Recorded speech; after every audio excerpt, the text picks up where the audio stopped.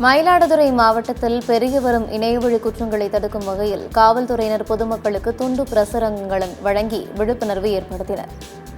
மயிலாடுதுறை மாவட்டத்தில் கடந்த ஓராண்டில் மட்டும் லோன் ஆப், இணையவழி திருமண தகவல், நிதி மோசடி உள்ளிட்ட சைபர் கிரைம் தொடர்பாக 900 புகார்கள் அளிக்கப்பட்டுள்ளதாக கூறப்படுகிறது.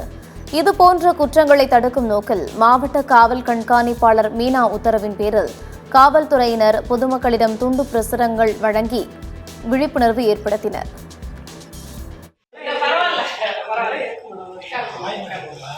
இந்த மாதிரி வயசானவங்க தனியா பெரியவங்க எல்லாம் இருக்காங்கல்ல, அது இப்ப வருங்காலகட்டத்தில் குற்றங்கள்லாம் நிறைய நடக்கிறதுனால அந்த வயசானவங்களாம் சரி வச்சு பண்றாங்க. கிடைக்கல, போன் கிடைக்கல, அவங்க பார்க்கறதுக்கு சொல்ல முடியலன்னா அவங்க 100க்கு கால் பண்ணி சொன்னாலும் சரி, இல்லை நம்ம அந்த நோட்ல ஒரு நம்பர் கொடுத்துருவோம்.